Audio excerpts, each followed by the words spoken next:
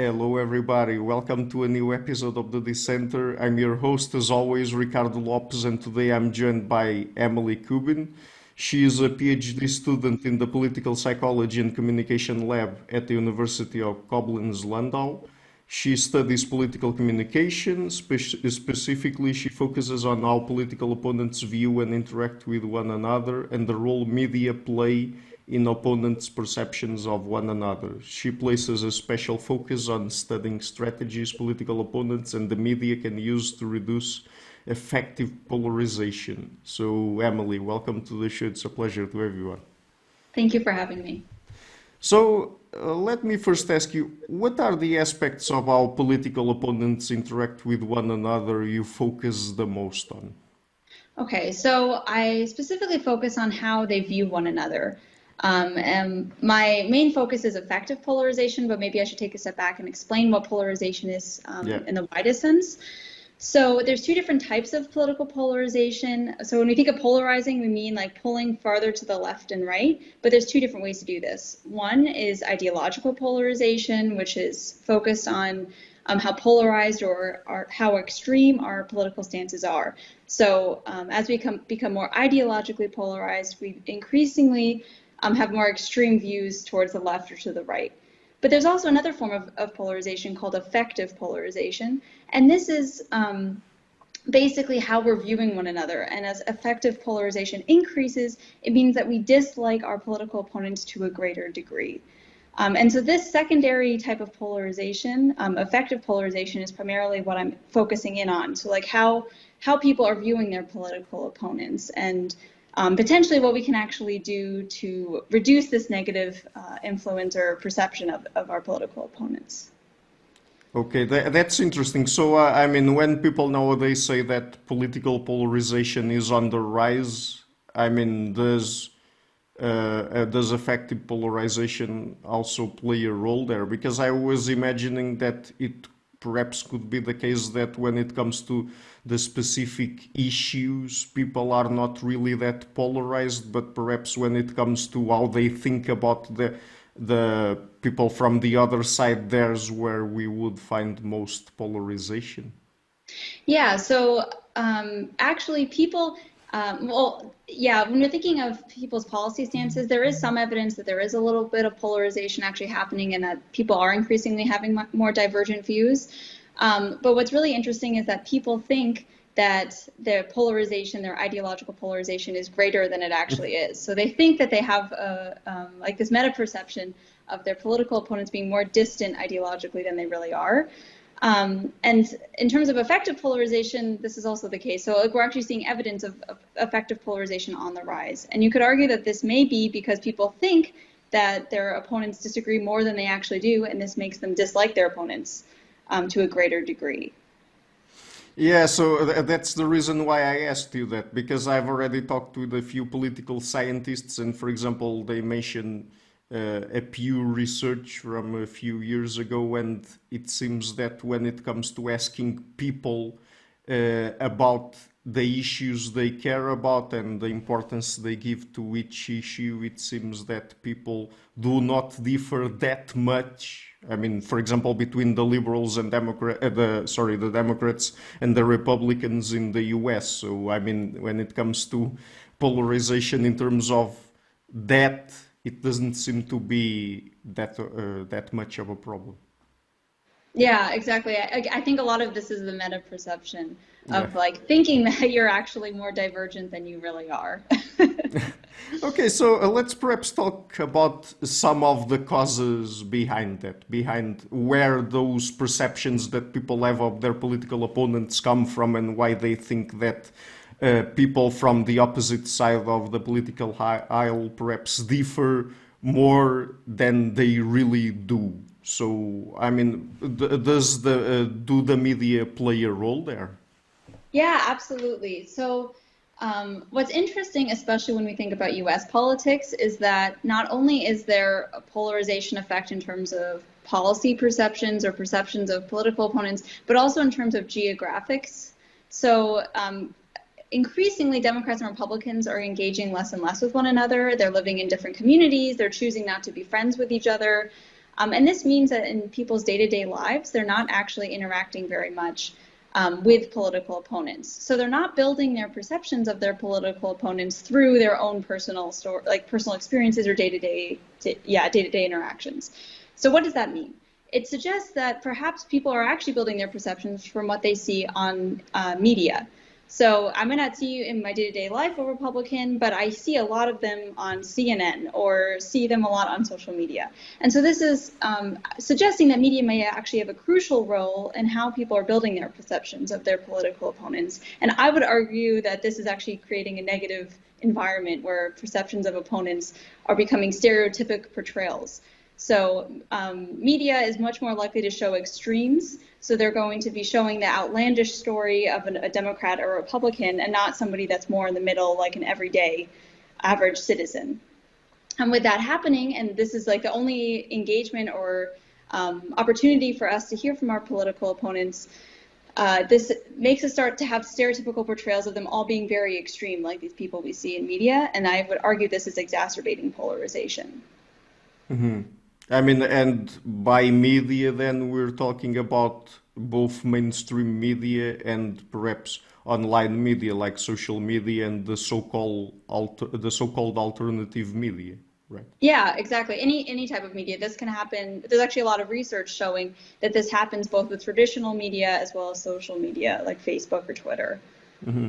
But is that somewhat of a recent phenomenon that the media in general are focusing more and more on extreme cases and portraying people from each side of the political aisle as more extreme than they really are? Or is that not that recent? Well, I know that there is a lot of longitudinal research showing that increasingly the content, especially on traditional news media sites, so for example, what we read in newspaper articles or see, I don't know, or listen to on a radio show, is increasingly becoming more polarized. So they're talking about things in a more polarized way as time goes on. However, I would also argue that the media markets, both traditional media and social media, are incentivized to show like the outlandish thing, because the outrageous, the outlandish, the extreme thing is the thing that's going to grab people's attention and make them participate or engage with the news media content. So there's a lot of incentivization of media to be showing this polarized stuff, even if there's consequences for society. Mm-hmm. But I mean, let me ask you another question. Do those ideas or perceptions people have of political opponents, I mean, even if they have those perceptions, do they really translate into real life behavior in terms of how people interact with one another? Do we know anything about that? I don't know if there's been research on the direct connection of like seeing something on one piece of media and having it directly predict a specific behavior. I think that that's very hard to even test actually, because yes, you can expose somebody in an experiment to a media content, but they have this whole other experience in their day-to-day life of what they're accessing and not accessing via media. However, there is a large correlation as especially with the social media, the rise of social media, with that and extreme political behavior. So we can think, for example, of the rise of misinformation that's going on, and how the connection between accessing social media and people deciding to engage in violent political behaviors, such as the January 6th insurrection. So I would argue that there's definitely some kind of correlation. There's definitely something going on here, but I haven't seen at least an explicit test of direct, like this caused that. But I think that that's very hard to argue in most science anyway. Causation is very difficult. Yeah, it's very difficult, but I was just wondering that perhaps it would be also an important issue to try to uncover, right? Because I mean, it could be the case that people really have these ideas, these perceptions of the opposite side, but when in fact they interact with one another in real life, let's say offline, then they don't follow along with their perceptions, because perhaps they interact with people and they notice that they are not or they do not behave as they seem to on the media, for example. Yeah, absolutely. But I think that as media is building our perceptions of our political opponents and we're not having that day-to-day interaction that would take Yeah. that into question, it further like reinforces these stereotypical attitudes we have towards our opponents, which might make us even less likely to engage in the future with them. And it becomes a huge cycle of like further distancing ourselves. Yeah, I get it. I mean, it's like the work with that social psychologists have been doing on stereotypes, where they test stereotype accuracy. But then, I mean, even when people hold specific stereotypes about particular groups, when they interact with someone from those groups that does not correspond to the stereotype, then people tend to individuate and do not treat that specific person as if they were, I don't know, a woman or a black person or or someone from a different political party or something like that. But in this case, since you're saying that people from different parties are not interacting that much, then that process of individuation perhaps does not occur. I mean, it could, but of course this can happen still. I'm just talking about overall trends. I mean, of Yeah, course sure, sure. you could have a cousin that disagrees with you politically and you might still engage with them and be like, "Well, yeah, like he's a Democrat, but like I know this thing about him and he's a really nice guy." And so like he's great, but like that's not the typical Democrat. Or you know, that people can say like, "Well, this person is okay." But that doesn't mean that I'm going to view the whole group more favorably necessarily. It could just mean that I'm saying, well, this is like a one special case of like an acceptable political opponent. Yeah, right. So, I mean, but let's talk about where liberals and conservatives really differ the most in terms of their ideological attitudes, because here we've been talking about wrong perceptions that are portrayed on the media and so on, but where do they really tend to differ the most? I would argue that at least the places where they have the biggest strife and disagreement in terms of like emotional reactions, because I mean, of course, Democrats and Republicans will disagree about tax policy, will disagree potentially about environmental policy, etc. But the places where it gets the most heated are places where there's moral values associated with political views. So we can think about this, for example, in the US with the abortion case. This, on both sides, for both Democrats and Republicans, liberals and conservatives, this has become a moral issue where it's the moral right to choice versus the moral right of life.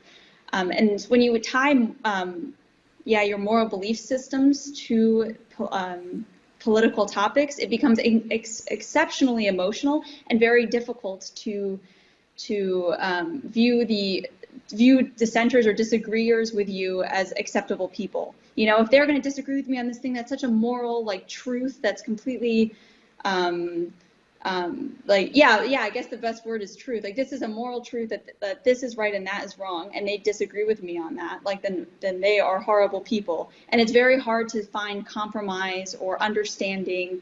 And this can further divide people because they just feel like the other side has completely different moral beliefs that are 100% wrong and unacceptable. So in these contexts where your morality is tied to your belief systems about policy, I would argue this is really where we see the greatest disagreement between the left and right. But what is special about moral issues? I mean, why is it that when people attach moral value to particular issues, they get such emotional reactions? It's so, yeah, with moral values, it's really, these are things that are seen as I'm 100% right and you are 100% wrong. And it becomes something that it's almost as if how we all agree that like child abuse is awful and bad and we shouldn't be abusing children. This is something, yeah, that we can't imagine somebody would disagree with us on. And because of this like strong, it's also a very strong belief. You have a very big conviction about it. It's not something that you view as a compromise or you're willing to hear the other side out, maybe change your belief systems. Moral values are very, yeah, you're convicted about them. You're very, very unlikely to change your belief systems about them. So you might change your views on tax policy potentially over time. You might say like, oh, well, I saw some new evidence and like now I actually have this a different view than I did previously. This doesn't usually happen with things that you have moral values about. And because of that, you think that you're 100% right. And that it is a truth of the world and not just of your reality. And this is where all of this emotional like reactions come from and difficulty with even hearing from the other side about their opposing views. By the way, do you also care about trying to understand where people's moral values come from? I mean, because since they have such an emotional reaction when talking about issues that involve their moral values, do we know where, what are the cognitive bases of them?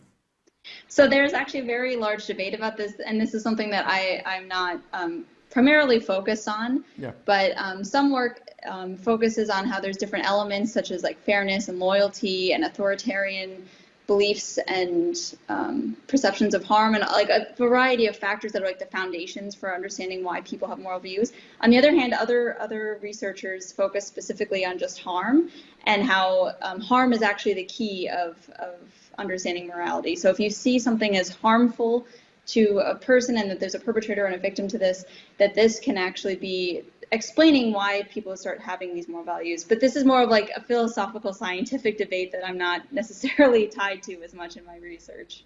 Yeah, sure.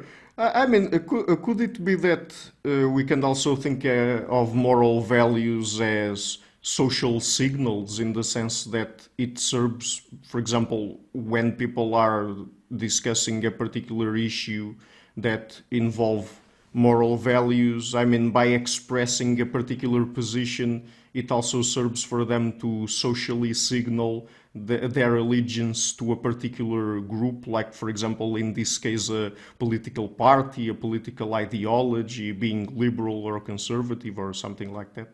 Yeah, so kind of like how like maybe signaling your moral, yeah, what you value as being moral is signaling your identity as a Hmm. Democrat or Republican potentially. That is possible. I could see this being a possibility, but I would argue that moral foundations, like your moral values, are so often innate in people that I almost question if like that's you're using it for utility, like you're using it to signal something. Unless, I mean, I guess there's also, of course, people that could say, oh, I have this moral value, but maybe it's not really that moral to them, just so that they can like seem like they're in group more. Potentially that's the case, but I would argue this is something that's even bigger than politics. And I don't think you would necessarily, I mean, maybe it's possible, but I could imagine in most cases people aren't signaling moral values for utility. Yeah, perhaps politics is just one of the realms where these, let's call them perhaps cognitive proclivities manifest themselves. Yeah, exactly. I definitely agree with that. Yeah. So, and I mean, let's talk about personal experiences in the realm of politics in this case. Do people take their own personal experiences more seriously than facts? So, I would say yes, this is the case, but what's really interesting is that when people think in the abstract about facts versus personal experiences, so for example, facts about data and statistics about gun policy, let's say, versus my own harmful personal experience with guns, for example, I was involved in a shooting that made me have a certain anti-gun attitude. When people are exposed to these conditions, they actually say that they would respect the political opponent who bases their views on personal experiences to a greater degree. In the abstract, however, this is not the case. They think that there's this idea that facts are king and facts matter, and that this should be what drives respect. So we see like a forecasting error where people think facts are useful and beneficial in political conversations, but in reality, personal experiences are much more effective. Okay, so I mean, is there, for example, a disconnect between how people think about the value of personal experiences and facts when they're thinking about their own political group versus opponents? So, for example, if they're having a discussion and someone from the opposite side brings up personal experiences that do not agree with the sort of with the way they think about the particular issues at hand, do they dismiss them and think that perhaps the opposite side should value more facts and perhaps the other way around, or? Yeah, so our research suggests that when we're talking to our in-group members, so like people from our own political party, and they share experiences or facts, it doesn't really matter. Either way, I'm going to like them. On the other hand, when we hear from political opponents, it turns out that experience sharing is more beneficial, sharing our own experiences that build our opposing policy views. Now, why is that the case? The reason I would argue is because facts can be questioned and countered, they can be doubted. You know, we live in this era of alternative facts and fake news, and people start to question a lot about like data and statistics that people get. What's your source? Where did it come from? You know, is this the whole story? And on the other hand, personal experiences are much more difficult to doubt. They're things that are harder to take away from somebody. And so that's why I argue that this is much more convincing to people when they're talking to their political adversaries. So, I mean, what are the specific instances where talking about personal experience might invoke respect from political opponents? So we've looked at kind of like the boundary conditions of personal experiences. Like, could it be that you have any personal experience and that's beneficial in cross-party dialogue, or is there like some kind of like certain boundary that we need to think about um, in these kinds of conversations? And what we find is that the best personal experiences need to be, first of all, relevant. So if I tell you that I am pro-gun and the reason, or yeah, let's say I'm anti-gun, and I also have had this negative personal experience, like I went bankrupt from tax policy. Like that's not going to be very helpful. Like people don't care if it's not relevant. So I need to have a relevant experience with a specific topic to make people be more respectful. But it also should be a harmful experience. So it could be that I'm anti-gun, or yeah, in this case, this is a better example. I'm pro-gun because I stopped an intruder from coming into my house with a gun that I own. Or it could be that I'm pro-gun because I took a safety class on guns. So I have a relevant experience with guns, but it's not harmful.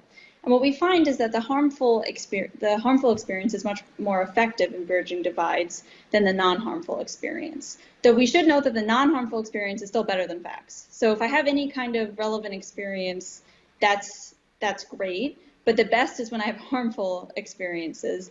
And this is what can really bridge divides between adversaries. Harmful experiences. So, does it have anything to do with morality again? This is kind of what we argue, is that potentially this is why we say that this intervention isn't just bridging political divides, but also moral divides.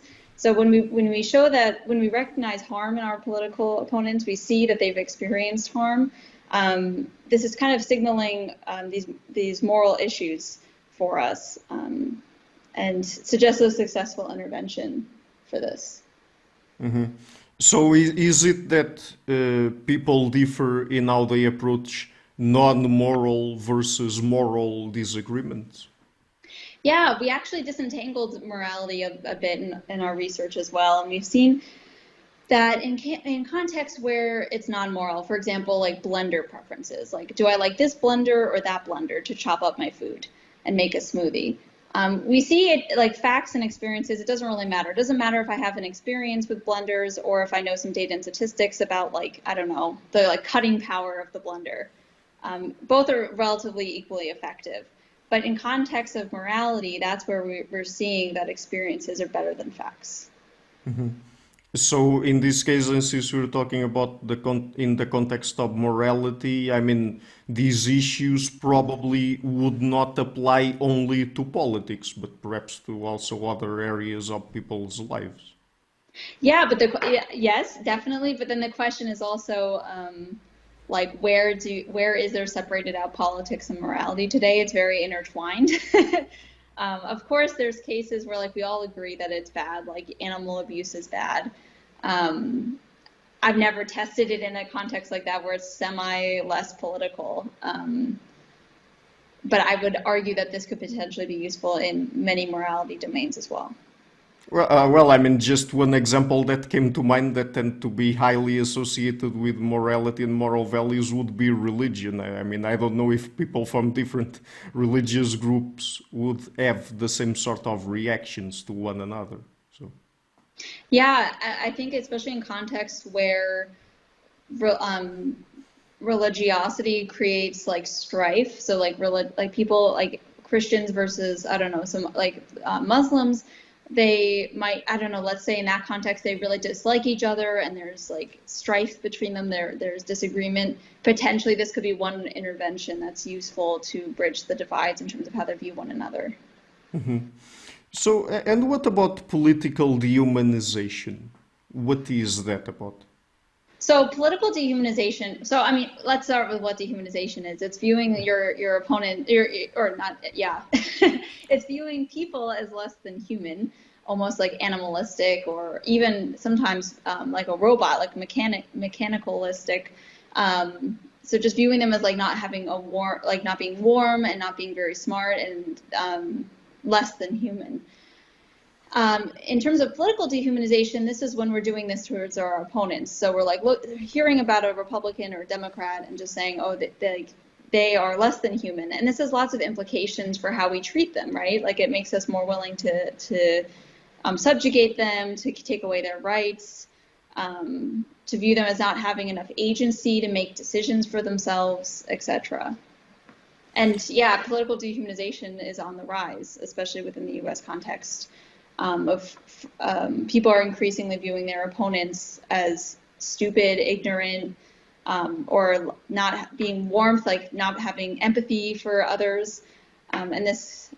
So of course, this dehumanization process is going to have serious implications for policy and how we engage with our political opponents in the future. That's very interesting because isn't it the case that recently some people, particularly philosophers, have been questioning the, let's say, dehumanization thesis because they say that when you look at the evidence, it seems that people do not really dehumanize their, in this case, political opponents, but they attribute rather negative human traits to them. So isn't that the case?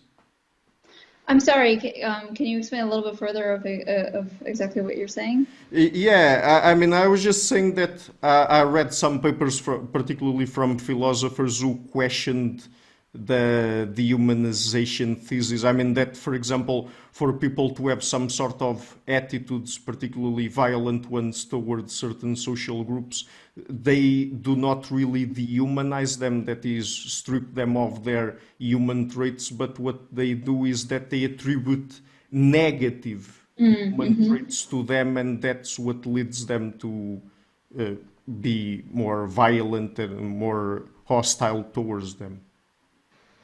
This is a possibility, but I would argue that we're seeing a lot of evidence of this dehumanization effect also happening in our research, where people are increasingly viewing their political adversaries as having less than human traits, and that is also explaining the like willingness for violence, as an example.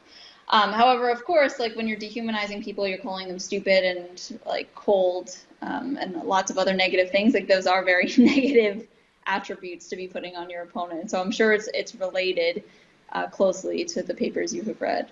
Yeah. Yeah, I mean, because in that case, I mean, stupid, cold, and adjectives like that, we usually attribute them to people, right? And not really, for example, other animals or mechanical stuff, for example. Yeah, that's a good point. Yeah. Yeah. So anyway, are there any good interventions you know of to reduce political dehumanization? Yeah, so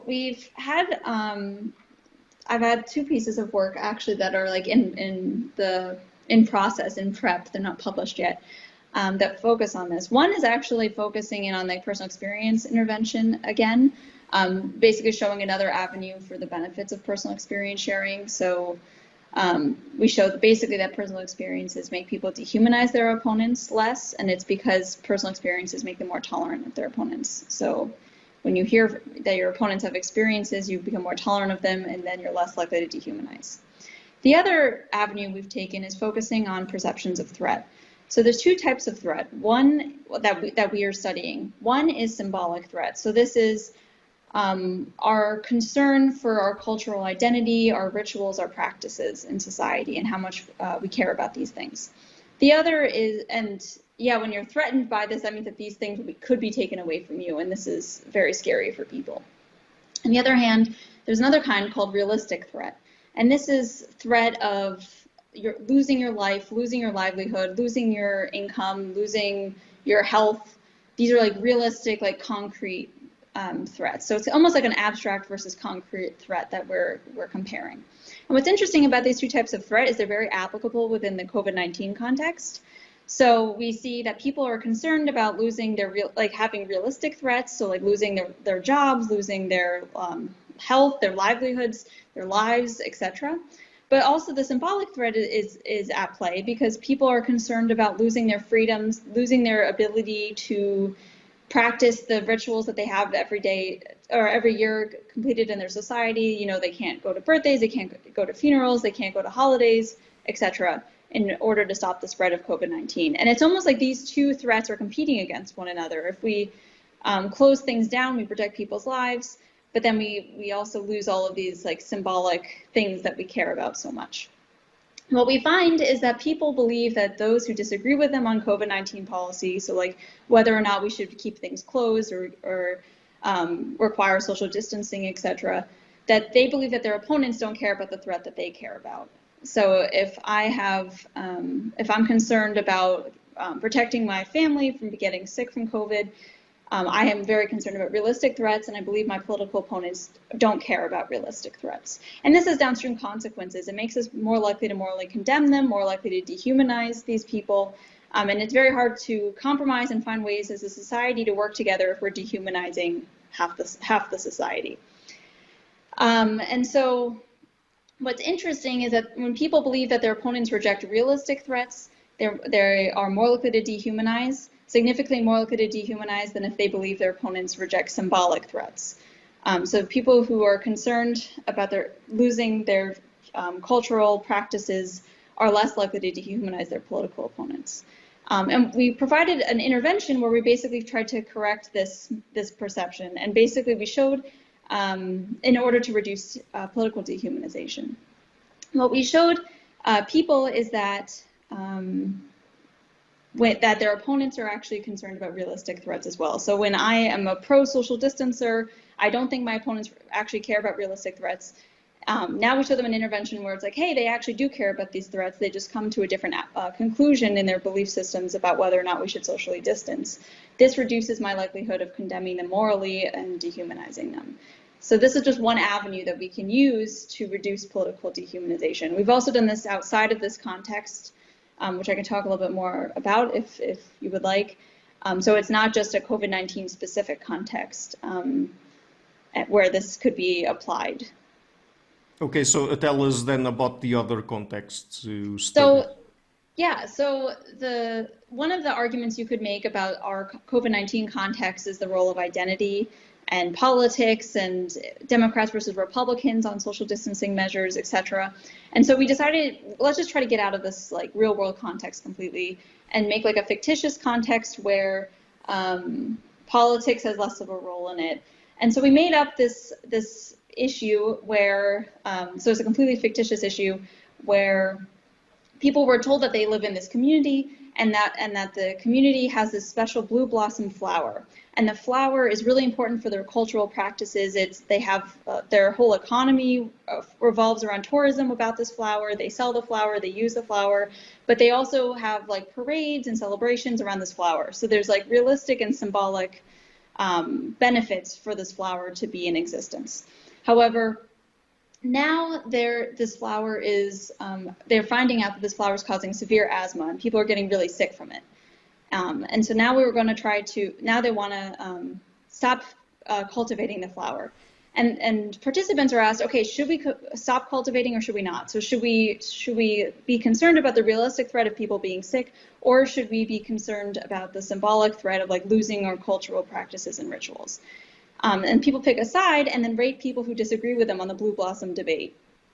And we found the exact same effects, where people believe that those who disagree with them on this, but don't care about the threats that they care most about, and that the people who are concerned about realistic threats are the ones that are most likely to dehumanize their political opponents.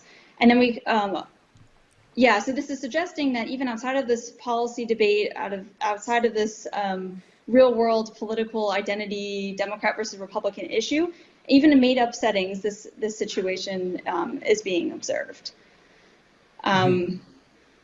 Yeah, so I would argue that when people believe that their opponents don't care about realistic threats to their lives, threats to their livelihoods, that this is exacerbating and emphasizing political dehumanization. Yeah. Do you know if political dehumanization is also something the media contribute to? I think it's absolutely possible. I haven't studied it specifically. However, you can imagine in things like actually the other day I saw an opinion piece, and I can't remember the exact headline, so I'm not going to be quoted on this, but it was something to the effect of like, the Republicans chose to be the stupid party and are happy to have it that way, or something like that. And I saw this and I was like, whoa, like this must be doing something to how people view their opponents. Like, oh, these idiots, you know, and like they're not smart, they're doing this. And I would argue that there is very likely a role that media plays in this, but this is definitely something I need to study more in future research. Yeah.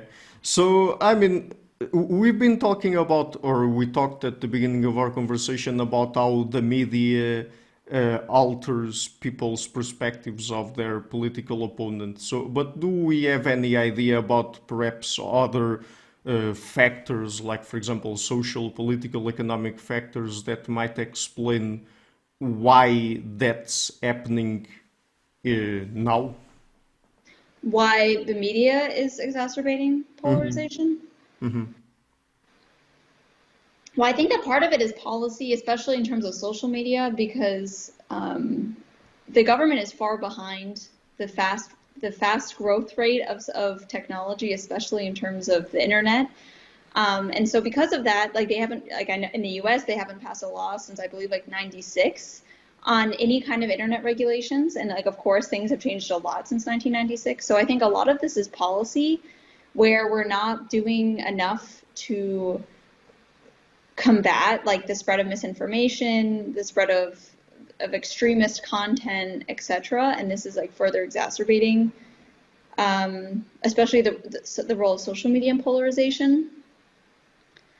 I also think that there's a lot of like interacting factors that's almost like cyclical of like one thing happens and then another thing happens and then that like goes back to the first thing, but now it's worse.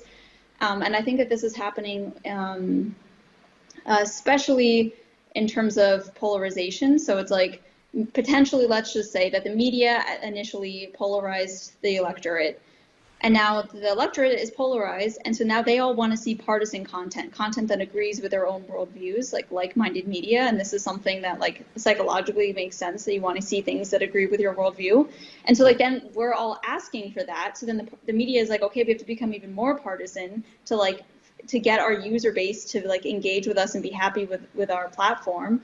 And so they become more extreme, which could potentially make the polarization even worse in the US. And so it becomes like this like never-ending cycle of like getting worse and worse in terms of how media and polarization are interacting with one another.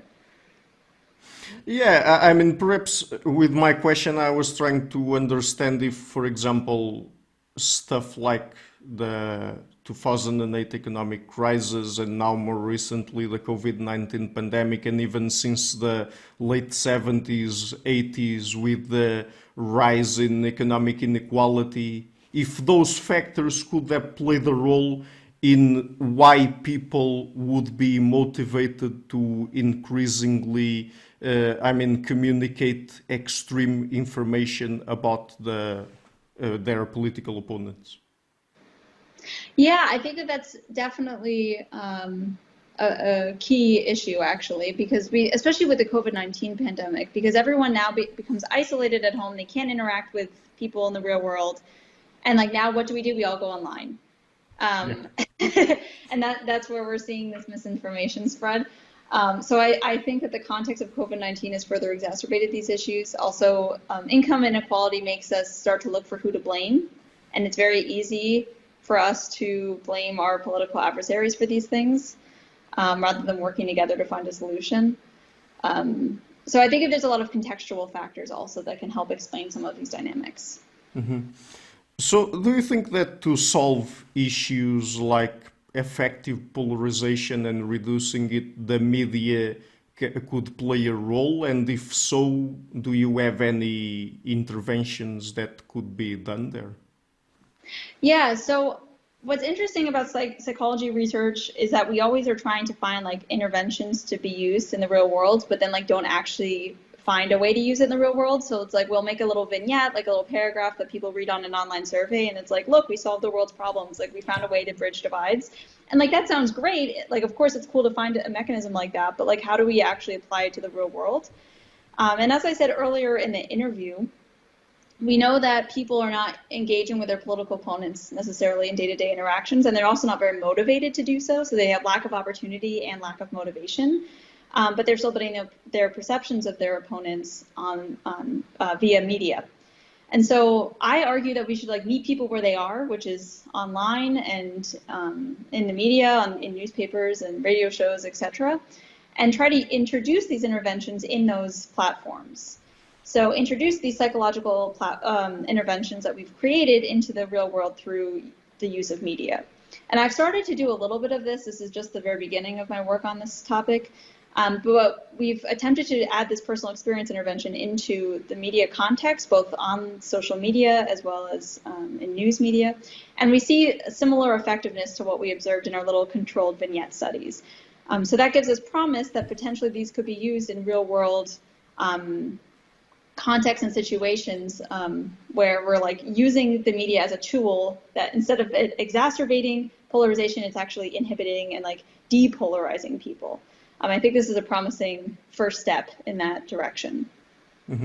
But would you have, for example, any interventions, any changes that people who control, for example, social media could make to their platforms? Do you have anything like that or not? I haven't focused on that specifically yet. I'm focusing more on the content of what is written. So it could be like somebody's own social media post.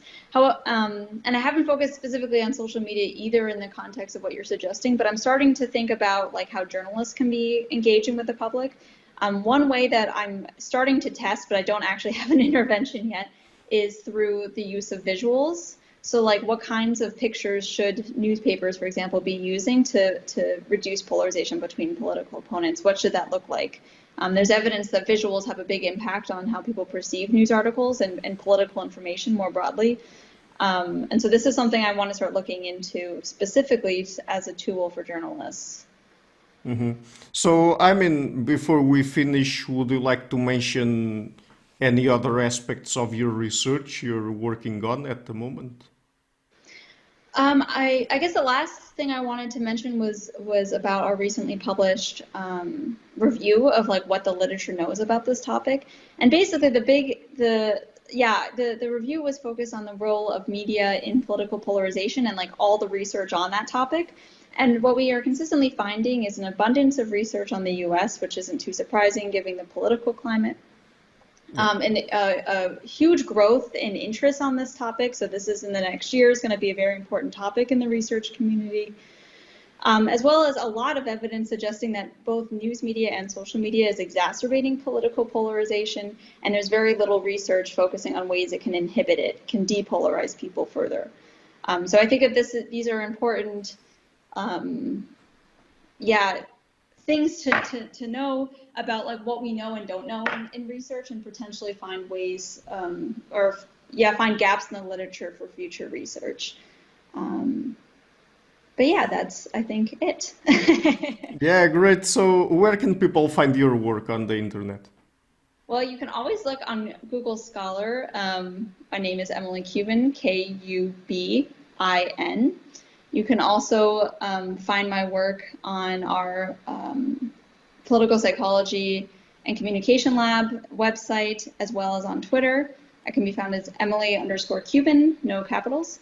And yeah, I think that is the best way to find me.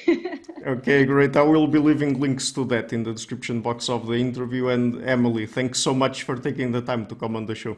Yes, thank you so much. Hi guys, thank you for watching the interview until the end. If you like what I'm doing, please consider supporting the show. It's thanks to people like you that it keeps running. I will leave links in the description box to Patreon and PayPal. Any amount, even just $1 per month, would already be a great help. Otherwise, and if you like what I'm doing, please share the interview, leave a like, and hit the subscription button. This show is brought to you by Enlights, learning and development done differently. Check their website at enlights.com.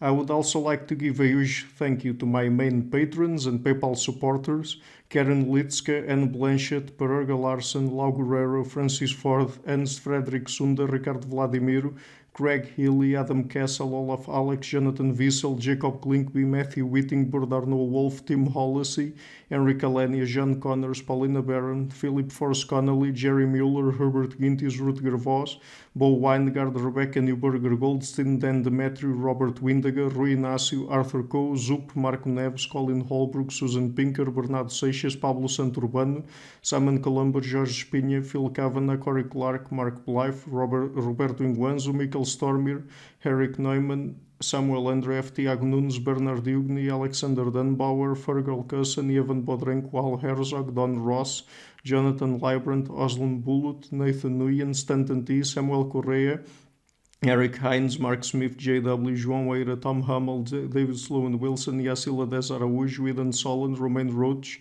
Dmitry Grigoriev, Diego Londonio Correa, Tom Roth, Yannick Punter, Adana Rusmani, Charlotte Bliss, Nicole Barbaro, Adam Hunt, Pavel Ostazewski, Nelek Bach, Catherine and Patrick Tobin, Al Ortiz, Guy Madison, Gary G. Hellman, João Linhares, Lida Cosmidi, Sam Afzal, Adrian Yegi, Nick Golden, Paulo Tolentino, João Barbosa, Jules Price, Edward Hall, Edin Bronner, Franca Bortolotti, Gabriel Pons Cortez, Ursula Litske, my producers: Isar Webb, Jim Frank, Lucas Staffini, Kian Gilligan, Luís Caetano, Tom Vanagdam, Curtis Dixon, João Linhares, Benedict Mueller, Vega Guidi, Sardus France, and Thomas Trumbull, and my executive producers: Michel Rugieski, Rosie, James Pratt, Matthew Lavender, Sergio Quadriano, and Bogdan Kanivets. Thank you for all.